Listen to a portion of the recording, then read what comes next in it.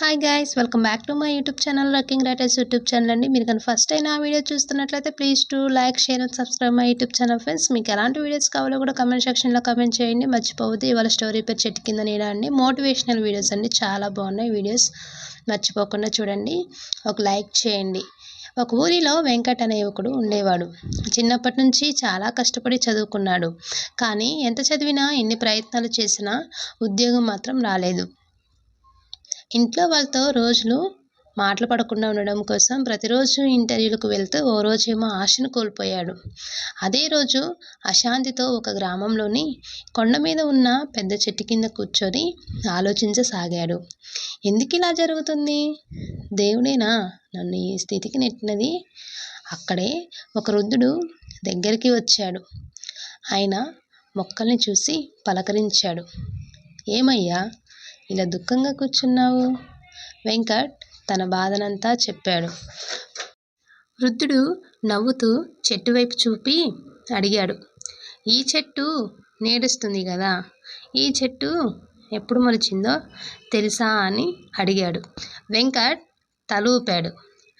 తెలీదు బాబాయ్ అని సమాధానమిచ్చాడు. అప్పుడు వృద్ధుడు మెల్లగా ఇలా చెప్పాడు, ఇది ఇక్కడ నేటికి 40 ఏళ్ల క్రితమే నాటారు. మొదట ఇది చిన్న మొక్క అయి ఉండొచ్చు.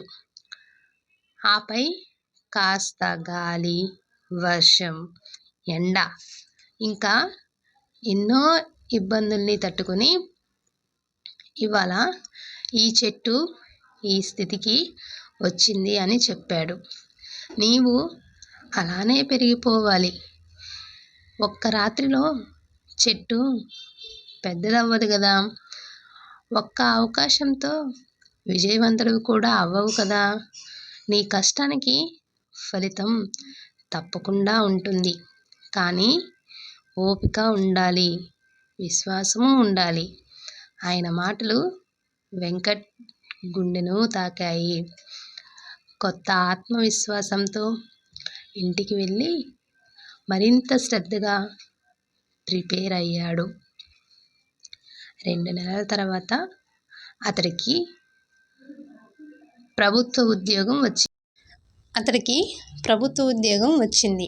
తర్వాత ఎన్నో మంది యువతలకు ఉచితంగా కోచింగ్ ఇవ్వడం ప్రారంభించాడు. చివరగా అదే చెట్టు దగ్గరకు తిరిగి వచ్చి ఆ చెట్టుకు నమస్కరించాడు. ఎందుకంటే అక్కడే మొదలైంది అతడి జీవిత తిరుగుబాటు. దీనిలో నేర్చుకోవాల్సిన నీతి ఏంటంటే, ఒక్క అవకాశంతోనే మనం విజయవంతం కాలేము. చెట్టు ఎలాగైతే పెరిగి నీడనిచ్చిందో అలాగే మనం పడిన కష్టానికి తగిన ప్రతిఫలం తప్పకుండా వస్తుంది. దానికి పట్టుదల, విశ్వాసం అనేవి మనలో ఉండాలి అని చెప్పేసి ఈ మోటివేషనల్ వీడియో ద్వారా మనం నేర్చుకున్నామండి.